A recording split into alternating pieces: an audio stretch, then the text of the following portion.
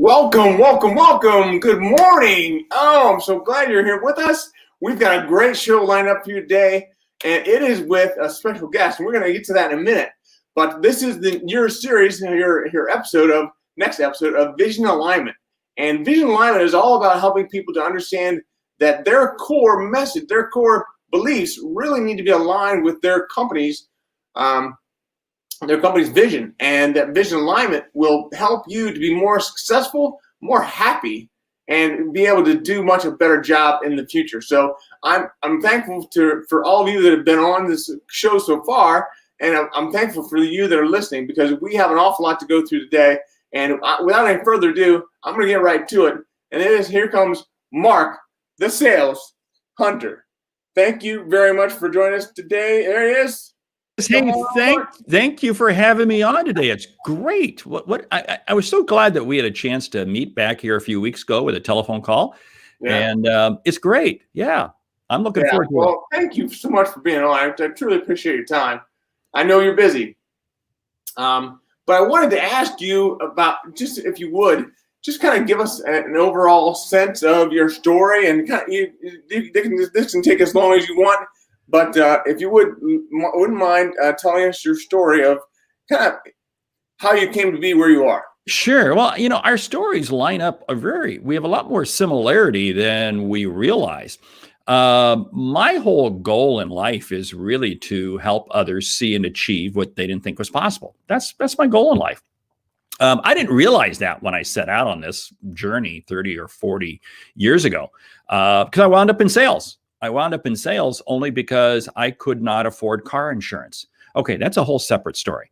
We'll save that for another day. But what happened was I wound up in sales. And over the years, I began to realize that sales is about helping people. And when you really take that to the next level and say it's about helping others see and achieve what they didn't think was possible, that really gets you kind of jazzed to get up every morning. We were talking in the green room before the show about some of the challenges over the last couple of weeks. And you're right, we get thrown a lot of curveballs. But you know what it is? It's an amazing opportunity to come back and do it again the next day. Come back and do it again. And somewhere along the line, we get to influence and impact people. So that's kind of my story. I do it through sales. My most current book is A Mind for Sales, because it really is. If you don't have a right mind, you're not going to do a whole lot of anything. Yeah. So how do you help people get the right mind? Because I know that's a hard thing for us all to get, especially during these times of COVID. It's been 9 months we've been going through this. So how do you get people in the right mind? Well, it does feel a little bit like Groundhog Day, doesn't it? Yes, it does. Anyway, here's the whole thing. You have to focus not on what you sell. Well, what did he just say? Yeah. Focus on why you sell. Now, Simon Sinek wrote the book on why. I'm not trying to take anything away from him, but what I want you to do is I want you to focus, and what I tell salespeople, focus on the outcomes you create. What are the outcomes you create for people? That's what you're focused on. And when you get focused on outcomes and how you're going to help people, it changes how you listen. It changes how you communicate. It changes the relationships you create. It changes everything. So that's a mindset shift to move from product or service that you're selling to now, hey, being outcome focused. And the product or service you sell helps them achieve that outcome. Yeah. No, I hear that loud and clear. We went my days at IBM, and I know we share a commonality with that. But my days at IBM, when I was a client rep, that was what I did. I was responsible for client satisfaction. So that's all I ever did was, I was not all the day-to-day sales and direct sales, but I did that focusing on the outcomes, and that was huge. So I hear what you're talking about. Yeah. And that's been hard for me because, for me anyways, I'm sure other people are similar to this. In other jobs, you are forced to get more focused on sales and, procurement and transaction, as opposed to focusing on the relationship. And I think a lot of people fall into that trap of the transaction and how important that is, to be looking for the next dollar. Well, that brings up an interesting point. See, too many people look at sales as if you're in a bowling alley and the customer are bowling pins, and it's your job to knock them down as fast as possible.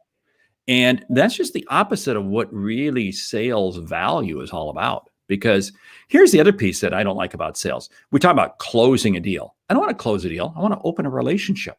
When you open a relationship, what in your days when you were at IBM, it was client satisfaction. You don't do that by doing a one-off engagement. You do that by being part of their business 365 days a year. Hmm. Hmm.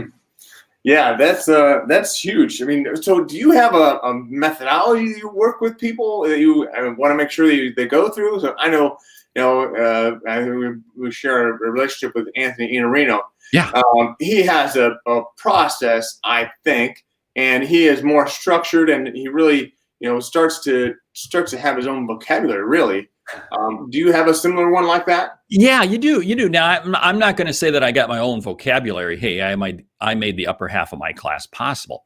But here's what it comes down to. Some people got to stop and think about that for a moment. If you had to stop and think about that, then you are part of my class, making the upper half possible. So anyway. Hey, here's the whole thing. It really starts off by understanding who your outcomes are. I mean, what are the outcomes you create? And what I tell people, the first thing I do is I tell people, get a piece of paper, draw a line right down the middle. And on the left-hand side, write down all your current customers or customers you sold to. And on the right-hand side, write down all the outcomes you've created. And when you begin to write down all the outcomes and dig deep, don't say, well, gee, you helped save them money. Well, what did they do with the money you saved? What did you do? Go all the way through. And you really begin to craft this picture of the difference you make. Then you look at the clients and you begin to say, what are the similarities? And your goal is that you're really creating kind of avatars or a persona, whatever you want to call it. And what you're doing is you're saying, who is my perfect customer? Who's my perfect customer? Now, you may have 3 or 4 descriptions of them, but that's where you focus your time. That's where you focus your effort. So what I share with people, I say, it's not about having 100 prospects or 100 leads. It's about having 10 prospects that I can spend more time with. You see, what I want to do is I want to really spend enough time with you to really understand what is both your need and your unspoken need. Because the greater the trust, confidence, the relationship I create with you, the more you'll share with me. The more you share with me, the more I can help you.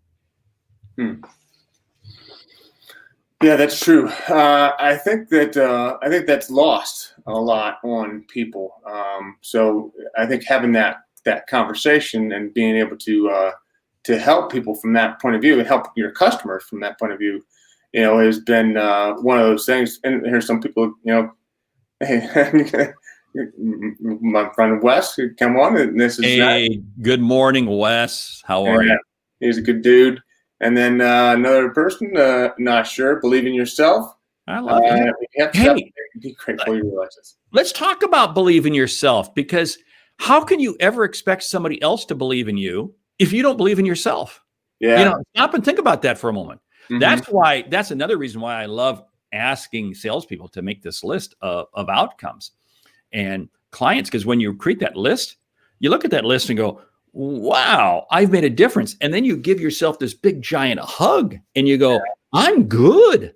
I can actually make an impact out there. And again, it changes your mindset completely. Well, there's a lot of truth to that. I know I struggle with that on my own self-limiting beliefs, my own self-worth, at times when I don't believe in myself. I don't believe that I have enough. I don't believe that I can give enough, and don't believe I do enough. And so, yeah, there's a lot to doing that. So yeah. Tell me, what do you think the biggest factor in your success has been? Wow, biggest factor. First of all, it took me 20 years to be an overnight success. Now, I copied that line from Jeffrey Bezos, okay? I didn't come up with that line. This is the whole thing. Success is not a destination. Success is a journey. Okay, that's a cliche. We've all seen that on posters before. But stop and think about this for a moment. One of the things that I think that has made me successful is my willingness, and I wasn't like this early on. Early on, I viewed you, the customer, as if you were a bowling pin, and my job was to knock you down. But over the years, I began to realize that we're both in this situation together. We're both human beings. and it's H to H. It's human to human selling.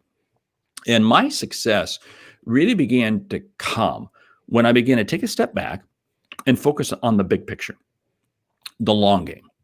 Too many salespeople, what happens is they get focused on the short game. Well, they're getting focused on the short game because their boss is kicking their tail to say, you got to make this number this month, this month, this month. Right. Well, what happens is we wind up getting this mentality that the sun's going to set and it's not going to come up again. No, sun's going to come up again. When I was in my corporate job, I had a line. People would walk into my office. I was director of sales for a major corporation. People would walk into my office and they'd have this unbelievable challenge, this unbelievable problem. And they're like, and I go, hold it just a moment.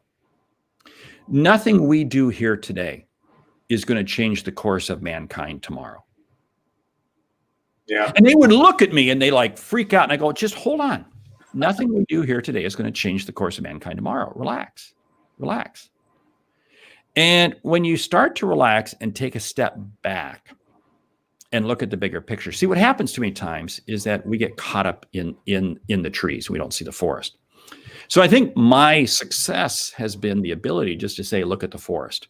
Believe me, we have all had ups and downs. There's not one person who has not had ups and downs. And it's not how you manage the ups, it's how you manage the downs.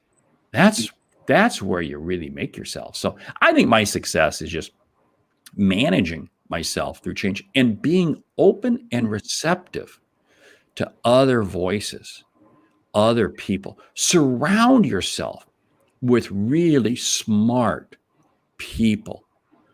There's an old line, you never want to be the smartest one in your room. And you don't.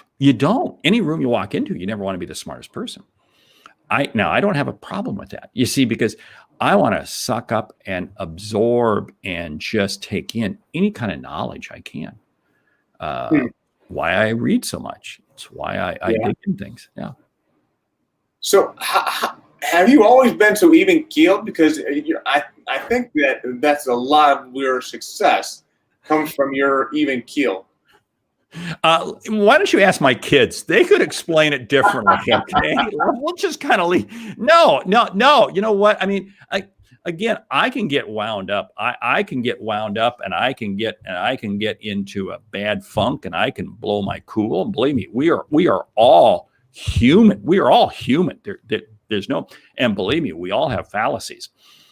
The challenge is in trying to manage it, and the picture I have, and this is going to date, but if you were to go back and look at the Dallas Cowboys when Tom Landry was coach, Tom Landry, the famous hat. Oh yeah, I love it. The fedora. You never saw any kind of emotion out of him. You never saw any kind of emotion, and yet he just continuously made it happen. You look at Bill Belichick of the New England Patriots, and you can see that scowl on his face through that hoodie and that headset. And now, especially in this season that they're having, although they did win the other day, but think about that. He really doesn't change. He's got the scowl 100%. You see, I really think the greatest performers, the greatest achievers are the ones who stay balanced in whatever lane they're in. Stay balanced in that lane, because that's the lane you're comfortable in. Bill Belichick could not be Tom Landry, and Tom Landry could not be Bill Belichick. Now, and I'm not going to dispute their records. Bill Belichick's got a phenomenal record. Okay, this isn't a football. This isn't a deal about the NFL. But what I'm saying is that we all achieve a level of success based on the lane that we choose. And you want to be comfortable in your lane. Be comfortable in your lane, because when you're comfortable, you will achieve more. Because here's what's interesting. You will hear more, you'll listen better. When we're stressed out, we don't hear. When we're wound up, we don't hear. When we're uptight, we don't hear. When we're relaxed, it's amazing how much better we hear, and we process better. We come up with better answers, better solutions. And that's a similar way to when we read. If we're reading and not really reading to just get through this book or to do this, to have something else going on in 5 minutes, and you're reading just to ingest, the words and the thoughts and the ideas, then it makes a big difference. Yeah. It makes a big difference. And let's talk about reading for a second, because we have to read outside the lines. What do you mean by read outside line? It's easy for us to read books that we like, books that speak to us, and that's great. But you also have to read other. One of the challenges we have in this society is, and it's kind of funny. I have some in-laws that are in their 80s. My wife and I make the comment that they live in a bubble. They live in a bubble. Their little world is their world. And the older you get, the smaller your bubble becomes. And we have to be careful of the bubble we're in, that it's not just this echo chamber. Especially for those of us in business, we're communicating with people. We have to make sure that we see the bigger picture. Echo chambers are fatal marks of individuals. And that's a concern I have right now. We have people in echo chamber. Now, I'm not going to go down a political rant. I'm not doing any of that here. What I'm saying is that we have to be diverse in what we see, what we do. I got a quick story I want to share with you. Now, I can't share the CEO's name because I just popped into my head, and I don't have permission. He just retired recently as a CEO of a Fortune 200 company. This company, he was CEO for about 12 years. Some of you are Googling and starting to figure out who this might be. And the company went through some major challenges during their time there. And it was interesting. He came in and replaced a CEO that was not well liked at all. This CEO was not well liked. Dark days when that CEO was there. The board threw that other CEO out, brought him in. And he began making some fundamental changes, and their earnings very quickly changed. I had a chance to work with him about 6-9 months after he was there and meeting with his team. And his team made the comment, "We are so shocked at how nice he is. He is just incredibly nice. We've never had a CEO who is so nice." And I remember going out to dinner with him. And we went out to dinner, and the gentleman who was parking our car, he asked him, "How's your day going?" Walked into this very nice restaurant. He was engaged with the wait staff. He was engaged with everybody. The next day at the meeting in the hotel we were in, wait staff is taking care of us. And he's very nice. And it was interesting because I continued to hear comments from his staff that, wow, we're really getting used to his style that is so personable and engaging. I asked him, I said, "Okay, now, I didn't know the previous CEO, but clearly you're a much different individual than him." And he kind of chuckled and laughed. And I said, "One of the things that I've found and I've witnessed and I've heard from other people is how nice you are to everybody. You're extremely courteous and you're engaged with everybody." Last night at the restaurant, the gentleman who was valet parking our car, you engaged in a conversation with him. You engaged with the wait staff, the bus boy. You engaged with everybody. And he made the comment. He said, first of all, he said, "Thank you," and so forth. And he said, "I do that for a reason." I said, "Oh, really? Tell me." He said, "I do that for a reason because I am genuinely interested in people because it's amazing what I've learned. But here's what I've found. When I take the time to be nice to other people, I make better decisions. I make better decisions." Drop the mic. Now, over the subsequent, like I said, about 11 years he was there as CEO. That company went through some critical issues. The board stuck with him. He was also on the board of directors of several other companies that, wow, believe me, they went through some serious issues. And he helped navigate them through. And I think it's because he just has this balanced approach. But when he said, "I'm nice to other people because I make better decisions." Wow. Man. That's amazing. Oh, incredible. Incredible. So what do you do to make better decisions? How do you handle yourself in that way? Oh man, I wish I had I don't know. I think it's staying grounded in terms of who you are and being comfortable. I have a very deep faith, and I'm very, very committed to my faith. So I very much focus on that. But almost bigger than that. That's wow. That's what did I just say? It's being focused on people. Being focused on when you take the time to just listen to people. And we all get caught up in saying, I don't have time for this. I don't have time for this phone call. I don't have time for this phone call. And it's easy. I get caught up in that rut because I have to be extremely disciplined with my time, very focused. but you have to be able to make sure that you have margins in your day. You have white space on your Yeah. calendar so that you can just stop and think. One of the things that I do every day is I take 10 or 15 minutes and I just think, not in the business, on the business. And I go, what do I need to shift? What do I need to change? And I go through a little bit of that self-reflection every day. And I do that even more on Saturday mornings. I'll take a good 45 minutes and I'll kind of dissect the previous week and look at the week ahead and say, okay, what changes do I need to make? What fundamental differences do I need to make? Wow, that's a great idea. I've never done something like that. I mean, that's very insightful. Yeah, and you know what's interesting? Here's the process you do. You first start off when I do this on Saturday morning. I will first say, hey, what was the big success for the week? What was the big success for the week? And I may have had a really great week, and there may be some really cool successes. And I may have had a sucky week, but there's still some successes. Because what I always say is, I'm going to frame my discussion. I'm going to frame my mindset around successes, not around failures. And again, this is a mindset shift. This is a mindset. But when we focus around the successes, it then begins having me look at my activity in a different light. And it then allows me to begin setting up my future, my week ahead. Because one of the things that I always do, and I talk about it in my book, A Mind for Sales, is I always set a very easy goal to achieve Monday morning. Yeah. Because here's something people seem to forget. They always think, well, if I wish my boss would motivate me. No, your boss can't motivate you. Hey, sales managers, any manager out there, breathe. It's not your job to motivate anybody. It's only your job to create an environment for your people to motivate themselves. That's it. Because nobody can motivate somebody else. Right. All you can do is create an environment for them to motivate themselves. So what I do is I want to set an easy goal that I can achieve Monday morning.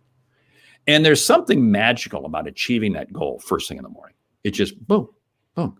And success creates success.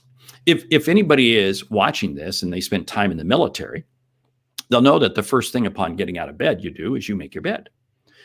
And because that accomplishes something.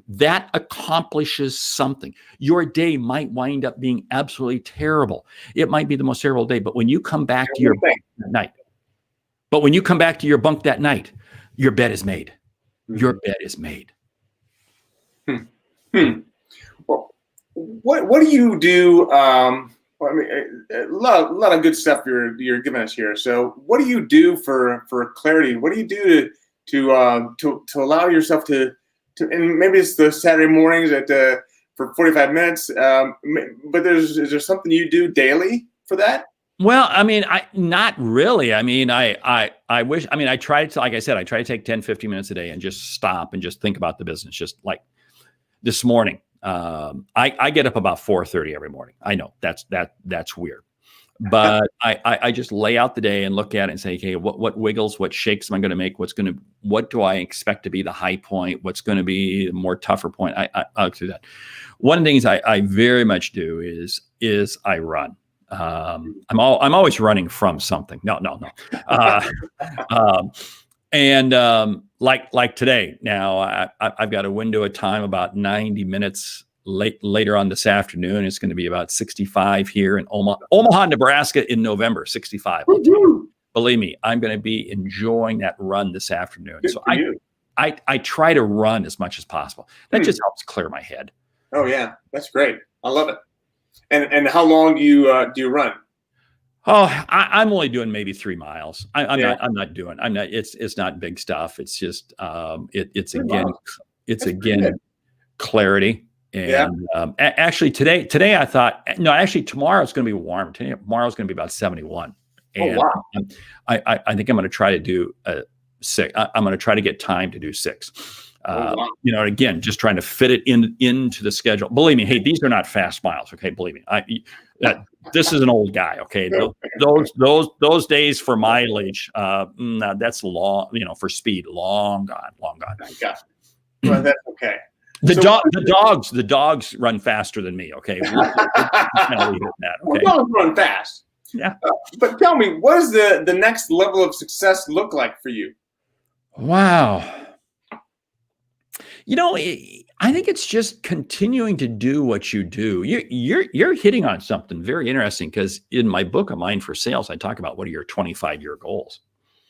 And one of my 25-year goals had been to write 5 books and to be reaching 1 million people daily. Wow. And I've got 3 done. I'm working on the 4th one. Hmm. And no, we're not reaching 1 million. Now, that's going to be hard to measure, but I tend to figure out a way to do that. So the next level of success is really making sure I'm impacting as many people as possible. There's a line: finish strong. You want to finish life strong, finish work strong. And I see too many people as they move through their career, they kind of just begin to peter out. And I go, well, that's so wrong. There's so much opportunity. Look at Dr. Fauci. He is 79 years of age or something like that. He's not going anywhere. No, I mean, I love it. I mean, you look, Biden just was elected president at 77. Trump, he's 74. I mean, don't sit there. And whoa, it's not like we're talking to the baby boomers. No, I'm talking to anybody and everybody. Every year, you want it to be your goal that you power up a little bit further, a little bit faster than the year before. Yeah. In other words, you build on each year. So what does that mean? If you're listening to this right now and you're 15 or you're 25 or 30, you say, this is great. I'm achieving success. Think about where this is going to be when I'm 30, 40 years from now, and enjoy the ride. It's not a destination. It's a ride. Yeah. I love it. Oh yeah. Yeah, absolutely. If you're not growing, you're kind of dying. And you are. The only good apple is a green apple, because it still has the ability to get better. A red apple is as good as it's going to get. That's it. Yeah. Well, we've got about 2.5 minutes left on our time, but I wanted to ask you, what do you do to recharge? And don't tell us to spend a lot of time on that, because I want to go into a little bit about blind spots and your vision as well. So we got a good amount of stuff to cover here. Well, I mean, I spend time with my wife. I'm fortunate. I got 4 grandkids. I love, and they don't live in the area, so I got to grab them on FaceTime. But hey, so yeah, it just, I love reading. Life is good. Life is good. Good. So what then do you do about blind spots? So typically in your work, in our work world, if we were going to an office, we would have coworkers and colleagues that would see our blind spots. But working from home, maybe a little bit different for us. We rely on our wives to give us to tell us about our blind spots. Are there other people that you have? Yeah. I have a couple of mastermind groups I am part of. In fact, one of them is going to meet Saturday morning for 4 hours by way of Zoom. Wow. And we all hold each other accountable. And it is so critical. You have to be able to do that. You have to have other people who are willing to hold you accountable and challenge you. My wife does that all the time. My kids do it. Man, my kid last night, my son called me last night, and man, he's a great kid. We have a lot of business conversations, but he ripped me on, Dad. Why'd you do it this way? You should do it this way. Hey, great advice. I love it. Thank you. Oh, well, that's great. And on that note, and while we're thinking about that, share this video out to, I'm hoping to get as many as 20 video shares. So the audience that I'm talking to now, share this video out to as many of your friends, coworkers, colleagues as you can. Subscribe and like my YouTube channel, so many more subscribers that we can get for the YouTube channel. Want to get that up to over 100, which it doesn't sound like a very lot, but it doesn't sound like very much. But a few weeks ago, it would have been unheard of for me to be past 50. So we're going fast, and we're continuing to build. So come along with me and help me with that, and we'll make this a great organization to help people to understand their blind spots, to understand their vision, and all that. Unfortunately, we are at our time. for the show. And I want to just again thank you, Mark, for your time today. I appreciate you, and I appreciate all that you've done. Again, same for all the listeners that are out there. Thank you for joining. Thank you for being on and being so responsive to all the different ideas that Mark has brought up. And we look forward to the next time we can get together with Mark. And again, thank you so much for your time, Mark. Thank you. Always all right. great. Have a great day.